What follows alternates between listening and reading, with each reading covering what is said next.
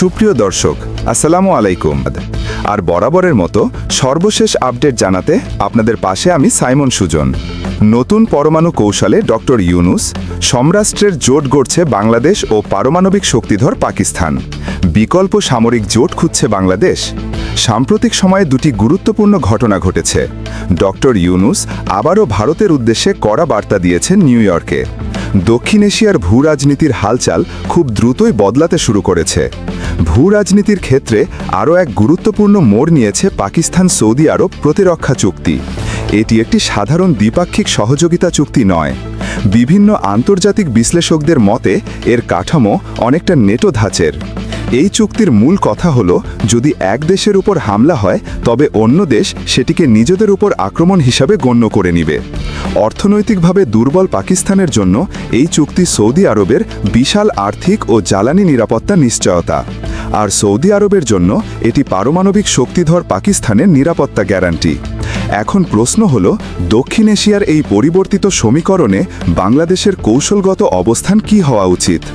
যুক্তরাষ্ট্রের নিউ ইয়র্কে জাতিসংঘের সাধারণ পরিষদের অধিবেশনের সাইডলাইনে বেশ কয়েকটি বৈঠক করেছেন ডক্টর মোহাম্মদ ইউনুস। প্রতিবেশী ভারতের বিরুদ্ধে সুস্পষ্ট অভিযোগও তুলেছেন তিনি।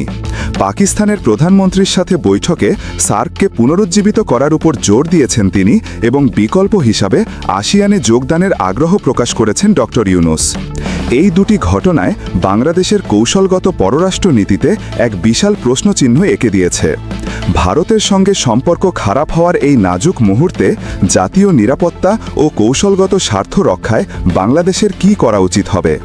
তুলনামূলক শক্তিশালী দেশ চীন কিংবা পাকিস্তানের সাথে একটি গভীর প্রতিরক্ষা চুক্তির দিকে এগিয়ে যাওয়া, যেখানে আঞ্চলিক ক্ষমতা এবং নিরাপত্তা নিয়ে উদ্বেগ বাড়ছে, সেখানে আমাদের কি জাতীয় নিরাপত্তা নিশ্চিত করতে চীন বা পাকিস্তানের সাথে একই ধরনের কোনো গভীর প্রতিরক্ষা চুক্তির প্রয়োজন? প্রিয় দর্শক, আজকের এপিসোডে আমরা এই প্রশ্নগুলোর উত্তর খুঁজব। ডক্টর ইউনুসের সাম্প্রতিক মন্তব্য বাংলাদেশের পররাষ্ট্র নীতির উপর এক গভীর আলো ফেলেছে। সে বিষয়টি নিয়ে আমরা বিস্তারিত আলোচনা করব। তো চলুন শুরু করা যাক। ডক্টর মোহাম্মদ ইউনুস স্পষ্ট করে দিয়েছেন যে গণবিপ্লবকে ভারত ভালোভাবে না নেয়ায় দ্বিপাক্ষিক সম্পর্কের অবনতি ঘটেছে ভারতের সাথে। এই প্রেক্ষাপটে বাংলাদেশের নিরাপত্তা কৌশল একটি কৌশলগত শূন্যতার মুখোমুখি।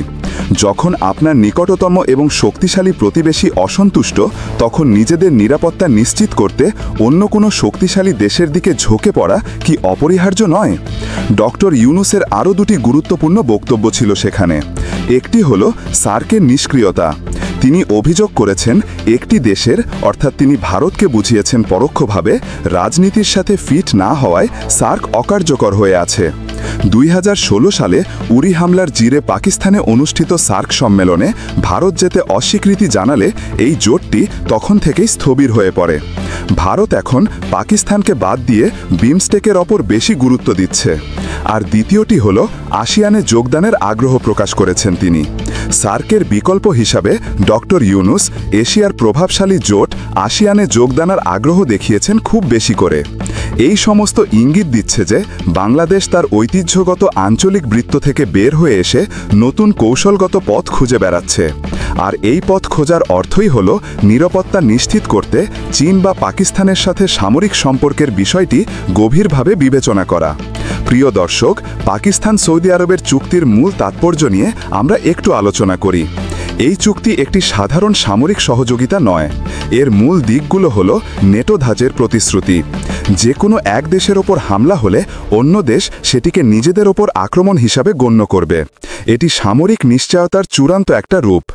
এখানে অর্থনৈতিক সামরিক সংযোগের বিষয়টিও আছে, কিন্তু অর্থনৈতিকভাবে ধুঁকতে থাকা পাকিস্তানের জন্য সৌদি আরবের আর্থিক নিরাপত্তা এবং জ্বালানি সরবরাহ নিশ্চিত করা হয়েছে এই চুক্তির মাধ্যমে। বিপরীতে সৌদি আরব পেয়েছে পারমাণবিক শক্তিধর একটি দেশের নিরাপত্তা গ্যারান্টি।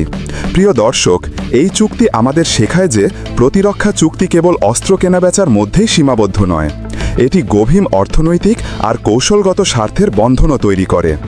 বাংলাদেশের উচিত এই মডেল থেকে শিক্ষা নিয়ে নিজেদের জন্য এমন কোনো অংশীদার খুঁজে বের করা যা সামরিক সক্ষমতার পাশাপাশি অর্থনৈতিক স্থিতিশীলতাও নিশ্চিত করবে বাংলাদেশের প্রতিরক্ষা ও অর্থনৈতিক স্থিতিশীলতার ক্ষেত্রে চীন হল আমাদের সবচেয়ে বড় কৌশলগত অংশীদার। প্রথমত, সামরিক আধুনিকায়ন। আমাদের সশস্ত্র বাহিনীর আধুনিকায়নের জন্য অর্থাৎ ফোর্সেস গোল 2030-এর জন্য চীনই হল আমাদের অন্যতম প্রধান একটা ভরসার দেশ। সাবমেরিন থেকে শুরু করে যুদ্ধবিমান এবং ফ্রিগেট পর্যন্ত সামরিক সরঞ্জামের সিংহভাগই আসে বেইজিং থেকে। একটি আনুষ্ঠানিক প্রতিরক্ষা চুক্তি এই সরবরাহকে আরও সুসংগঠিত এবং প্রযুক্তি হস্তান্তরের প্রক্রিয়াকে আরও দ্রুত বা বেগবান করতে পারে। দ্বিতীয়ত হল ভূরাজনৈতিক বাধ্যবাধকতা। আমাদের চারপাশে যে ভূরাজনৈতিক প্রতিবন্ধকতা আছে, সেখানে চীনের সামরিক ও প্রযুক্তিগত সহযোগিতা বাংলাদেশের আঞ্চলিক নিরাপত্তা ভারসাম্য বজায় রাখার জন্য অত্যন্ত জরুরি। বিশেষ করে বঙ্গোপসাগরে সামুদ্রিক নিরাপত্তা নিশ্চিত করা এবং অর্থনৈতিক স্বার্থ রক্ষায় চীনের সাহায্য আমাদের জন্য অত্যন্ত গুরুত্বপূর্ণ। তৃতীয়ত, অর্থনৈতিক নিশ্চরতা। চীন বাংলাদেশের বৃহত্তম বাণিজ্যিক অংশীদার। প্রতিরক্ষা চুক্তির পাশাপাশি তিস্তার মতো বৃহৎ অর্থনৈতিক প্রকল্পগুলোতে চীনের বিনিয়োগ বাংলাদেশকে এক ধরনের অর্থনৈতিক সামরিক নিরাপত্তা দিতে পারে। এই ধরনের চুক্তির ফলে দিল্লির সঙ্গে আমাদের সম্পর্কের ওপর অত্যন্ত একটা নেতিবাচক প্রভাব কিন্তু পড়তেই পারে, যা আমাদের জন্য বিশাল ডিপ্লোম্যাটিক চ্যালেঞ্জ তৈরি করবে। এটা নিঃসন্দেহে বলা যায়। প্রিয় দর্শক, এবার আসি পাকিস্তানের সাথে যদি আমাদের চুক্তি হয় সেই চুক্তির প্রাসঙ্গিকতা নিয়ে। কেউ কেউ সৌদি পাকিস্তান চুক্তির আলোকে দেখতে পারেন পাকিস্তানের সাথে ঘনিষ্ঠ প্রতিরক্ষার সম্পর্ক হয়তো বাংলাদেশকে বৃহত্তর মুসলিম বিশ্বের সামরিক জোটের সাথে যুক্ত করবে। যদি আমরা পাকিস্তানের সাথে একটি চুক্তি স্বাক্ষর করতে পারি, তবে কি হতে পারে? মুসলিম সামরিক সংযোগ তৈরি হতে পারে। এটি হয়তো মধ্যপ্রাচ্যের বড় শক্তিগুলোর সাথে আমাদের কৌশলগত বন্ধনকে আরও মজবুত করবে। পারমাণবিক প্রসঙ্গ আসবে এক্ষেত্রে, যদি এটি অত্যন্ত সংবেদনশীল এবং অত্যন্ত ঝুঁকিপূর্ণ। কিন্তু একটি পারমাণবিক শক্তিধর দেশের সাথে নিরাপত্তা চুক্তি একটি দূরবর্তী নিরাপত্তা গ্যারান্টি হিসেবে নিঃসন্দেহে কাজ করবে। সম্প্রতি যুক্তরাষ্ট্রে ডক্টর মোহাম্মদ ইউনুস এবং পাকিস্তানের প্রধানমন্ত্রী শাহবাজ শরীফের মধ্যে বৈঠকে আঞ্চলিক সহযোগিতা বাড়ানোর বিকল্প উপায় নিয়ে আলোচনা হয়েছে। এটি কি পাকিস্তানের সাথে সামরিক সম্পর্ক উষ্ণ করার ইঙ্গিত? এর উত্তর সময় বলে দেবে। আমরা চীন এবং পাকিস্তানের সাথে গভীর প্রতিরক্ষা চুক্তির সুবিধা এবং চ্যালেঞ্জগুলো দেখলাম। এখন প্রশ্ন হলো, বাংলাদেশের জন্য সেরা পথ কোনটি হবে? বাংলাদেশের কৌশল হওয়া উচিত ভারসাম্য রক্ষা করা। আমরা না চীনের সামরিক বলয় পুরোপুরি অংশ হতে চাই, না ভারতের নিরাপত্তা বলয়ে। আমাদের মূল লক্ষ্য হওয়া উচিত জাতীয় স্বার্থ রক্ষা করা। বর্তমানে একটি আনুষ্ঠানিক নেটো ধাঁচের চুক্তির চেয়েও বাংলাদেশের জন্য খুব বেশি প্রয়োজন বিদ্যমান সম্পর্ককে আরও গভীর করা, চীন থেকে সামরিক সরঞ্জাম কেনা এবং প্রশিক্ষণের ক্ষেত্রে আরও সহযোগিতা বাড়ানো, সকল প্রতিবেশীদের সাথে সুসম্পর্ক নিশ্চিত করা। ভারতের নিরাপত্তা উদ্বেগ এবং আমাদের অর্থনৈতিক স্বার্থ, এ দুটির মধ্যে সতর্ক ডিপ্লোম্যাটিক ভারসাম্য বজায় রাখতে হবে। নিজস্ব সক্ষমতা বাড়াতে হবে। এর কোনো বিকল্প নেই।